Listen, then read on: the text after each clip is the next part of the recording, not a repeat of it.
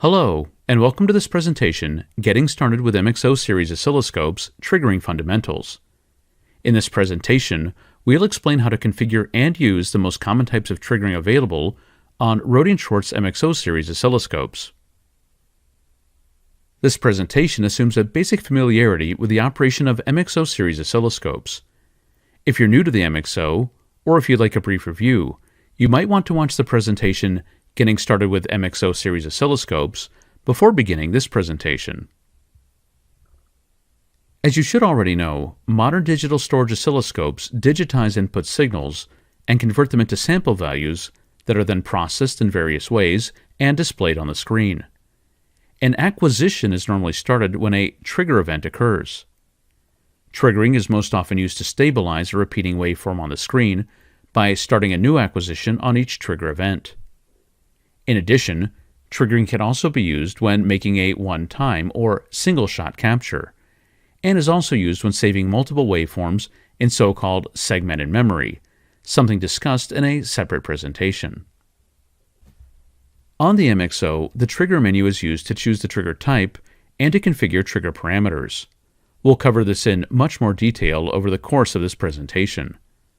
Once a trigger has been chosen and configured, the trigger controls on the front of the MXO are the most common way to start, stop, view, and adjust basic trigger settings. The source button color matches the color of the analog channel used as a trigger source, and pressing this button cycles through the available channels.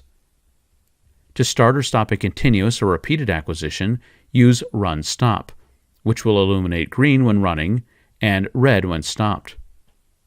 The single button is used to start only a specified number of acquisitions. This button also is illuminated green while running and red while stopped.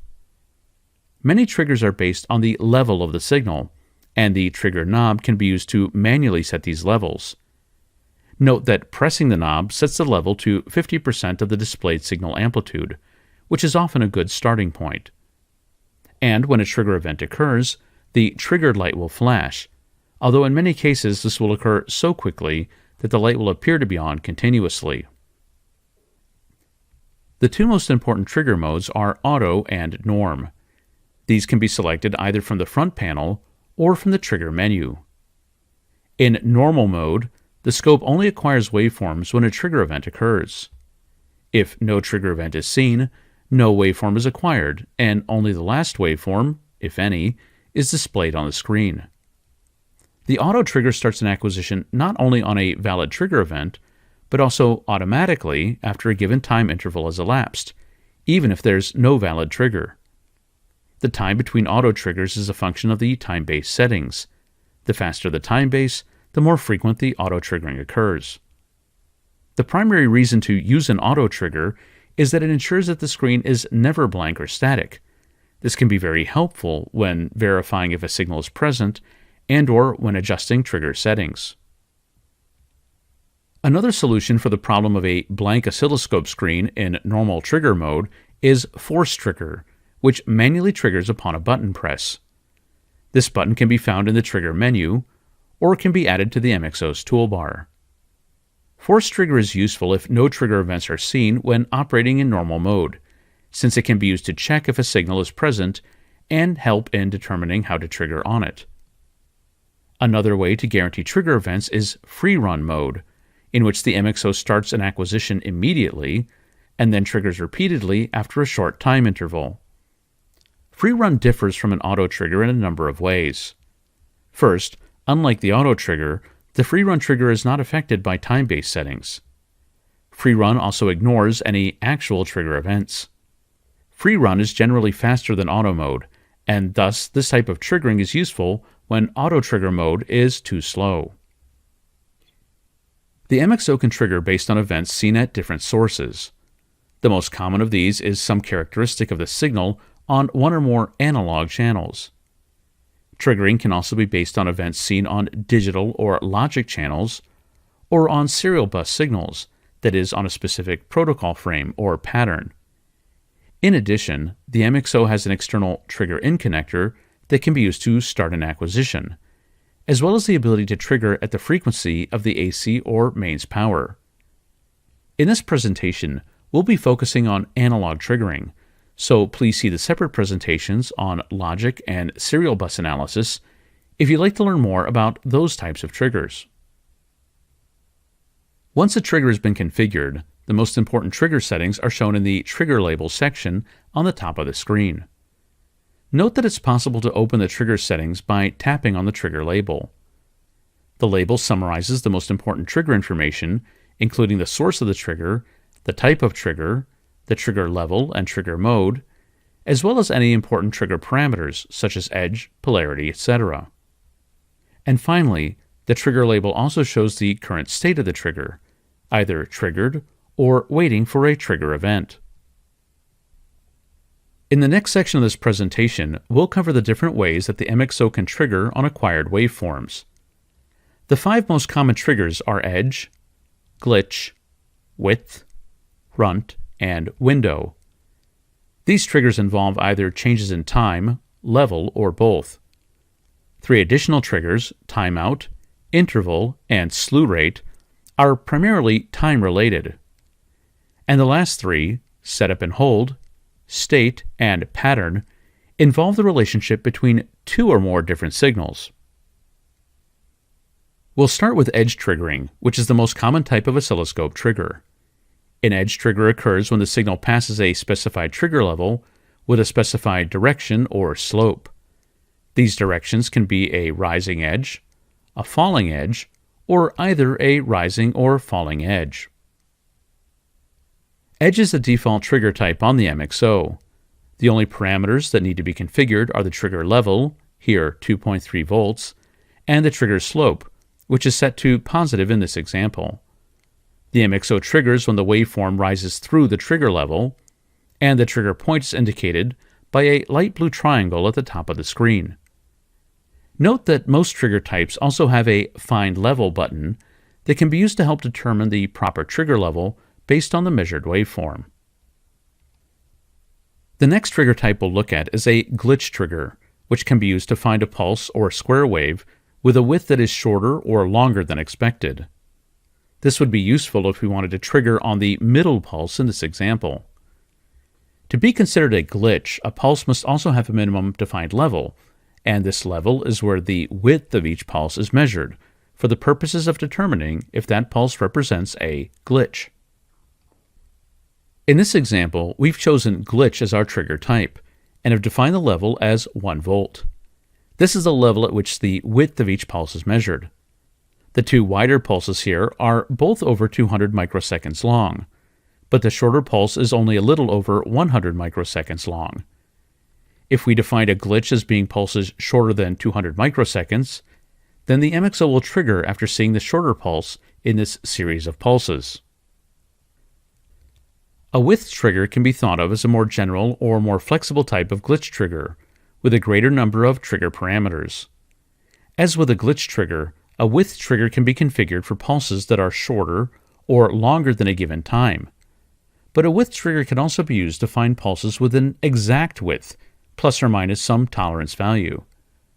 A width trigger can also be used to find pulses with widths that are inside or outside a given range. As with glitch triggers, a width trigger also requires us to define the level at which the pulse width is measured. Let's see how a width trigger can provide greater flexibility than a simple glitch trigger. Recall that a glitch trigger only matches pulses that are shorter or longer than a defined duration. But using a width trigger with a width of 60 microseconds plus or minus 5 microseconds, the MXO can trigger on a pulse with this particular width out of a sequence of pulses that are both longer and shorter than this duration. Unlike glitch or width triggers, which are primarily concerned with the width of a pulse, a runt trigger is concerned with the height or amplitude of a pulse. More specifically, a runt is a pulse whose amplitude is lower than expected. To be considered a runt, the amplitude of the pulse must cross a lower threshold twice without crossing a defined upper threshold. Note that the length of a runt pulse can also be specified. That is, the runt must be longer, shorter, within, or outside a given duration, plus or minus some tolerance value or delta. The required parameters for a runt trigger are the upper and lower levels or thresholds. Remember that a runt pulse must cross the lower level twice without crossing the upper level. In this example, the middle pulse meets this condition, and the MXO triggers on this event. Note that we've left range to match pulses of any width, but this could be configured to only trigger on runt pulses that have a defined duration. A window trigger can be thought of as a more generalized and flexible type of runt or amplitude trigger. This type of trigger tests the signal in relation to a window that consists of an upper and lower voltage threshold. Once this window has been defined, the trigger condition can be specified as the waveform entering or leaving the window, or the waveform staying inside or outside of the window for longer than a defined period of time. One example of where a window trigger can be useful is when looking at signals that have multiple logic levels. For example, the thresholds here could be used to trigger on a pulse with the middle logic state. As with the runt trigger, a window trigger requires the definition of an upper and lower threshold or level. Optionally, a time condition can be applied. Here, the pulse must not only be between 1 and 2 volts, but it must also be at least 50 microseconds long before the trigger condition is met.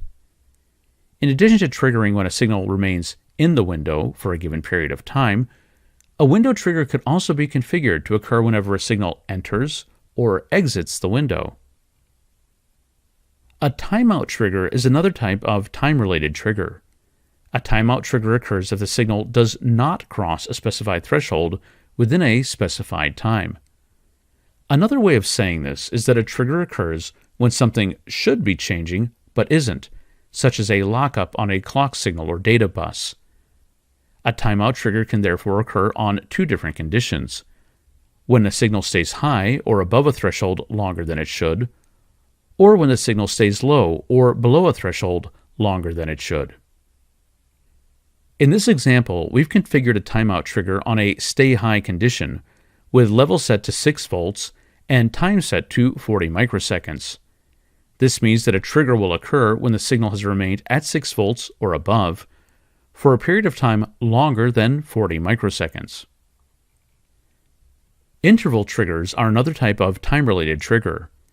An interval trigger looks at the time difference, that is, the interval between pulses.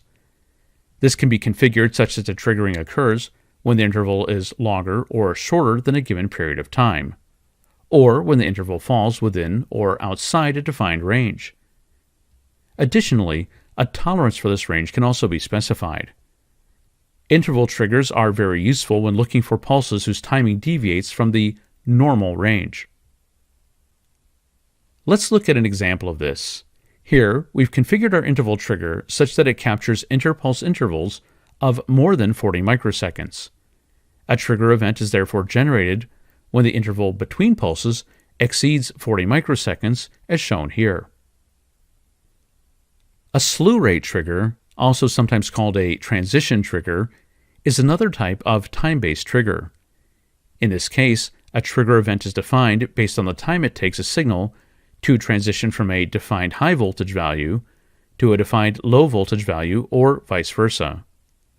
The trigger may occur if this transition time is longer or shorter than a specified interval, or if it lies inside or outside a defined range.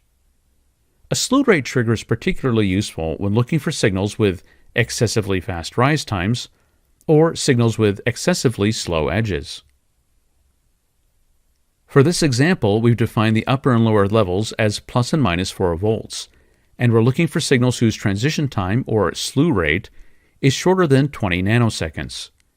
Since the leading edge of the pulse in the center of the screen has a slew rate that is much shorter than 20 nanoseconds, the MXO is triggered on the leading edge of this pulse. Next, we'll look at setup and hold triggers.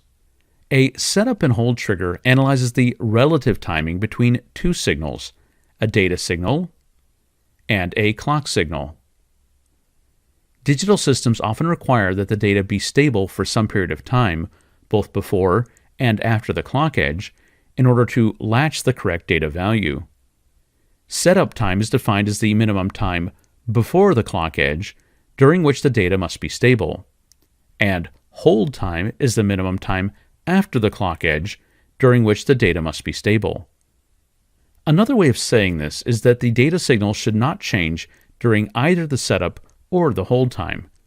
If either of these conditions are violated, as shown here, a trigger event occurs.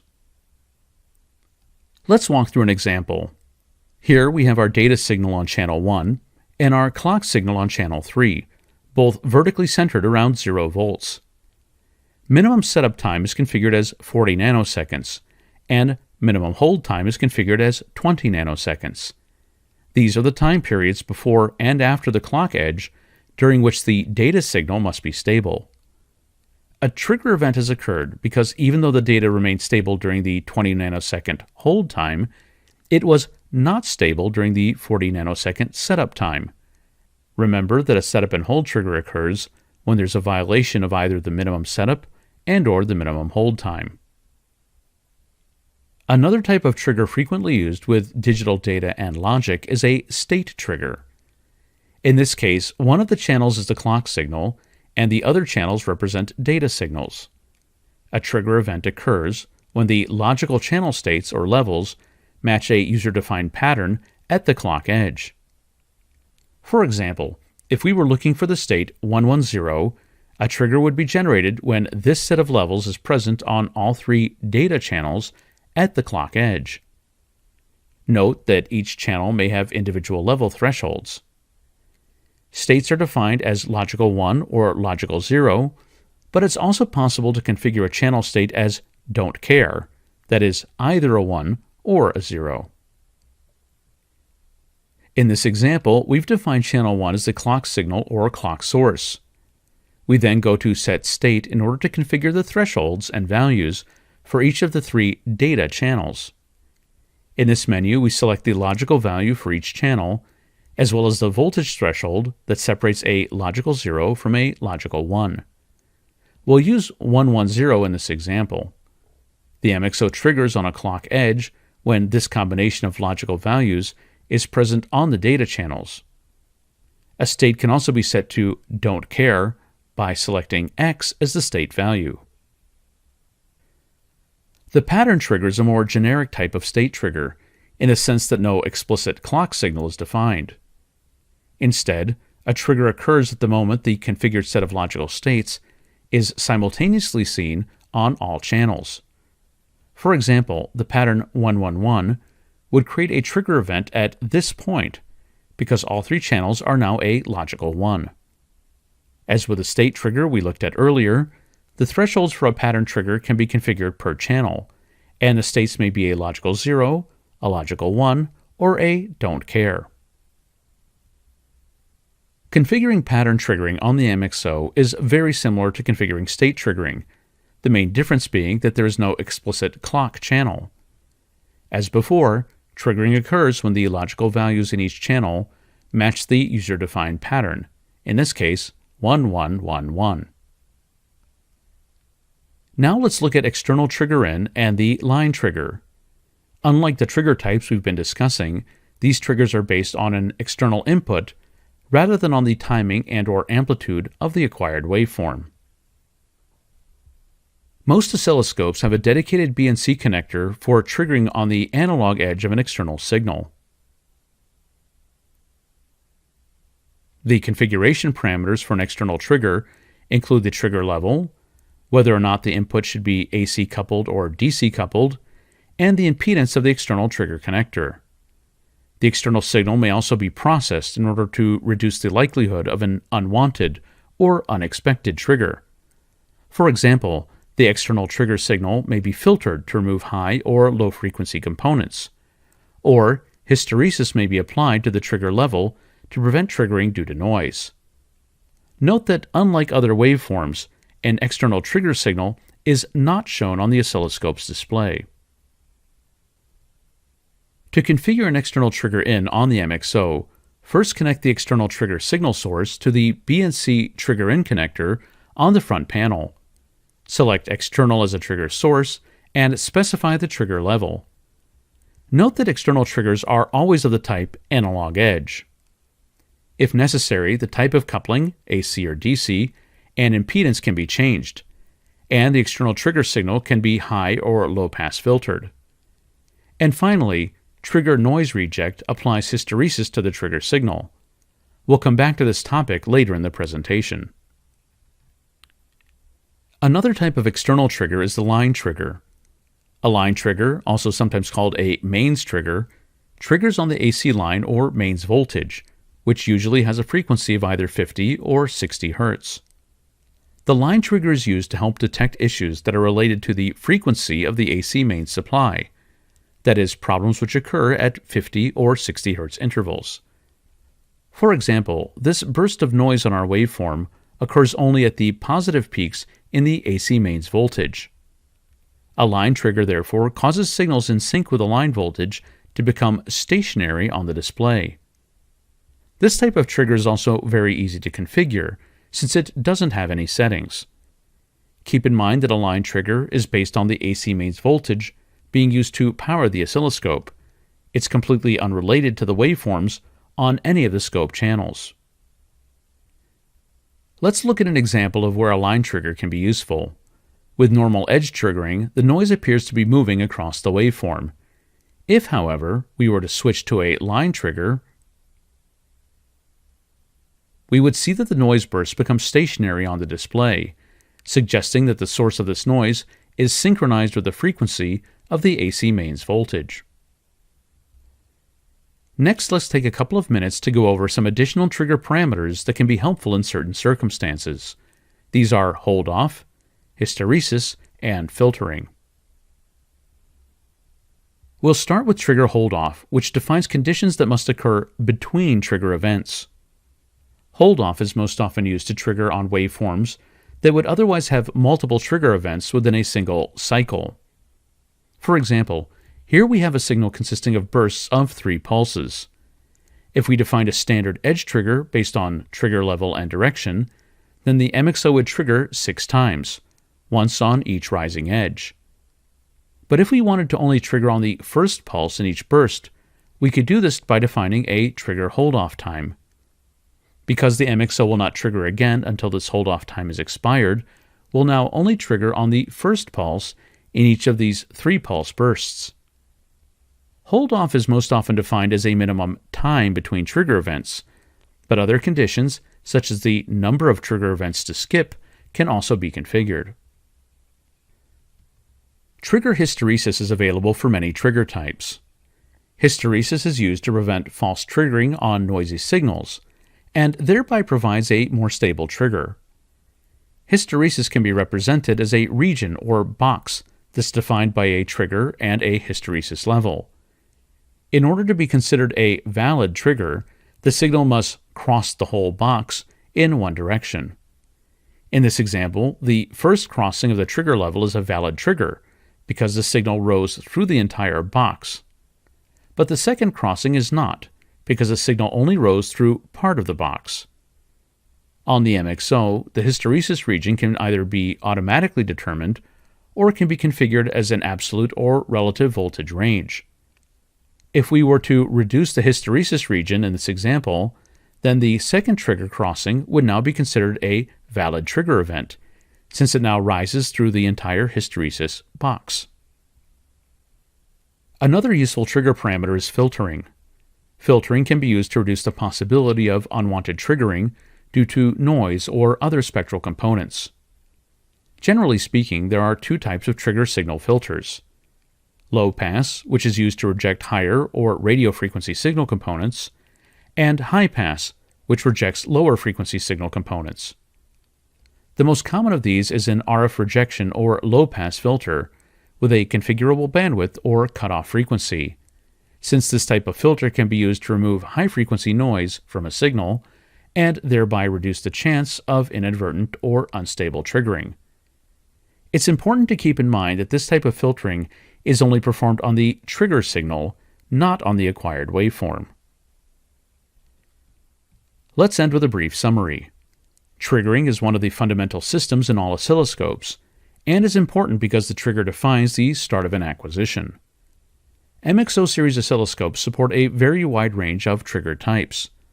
Some of the more common types include edge, width, and timeout triggers, while less common types include things such as setup and hold and pattern triggers.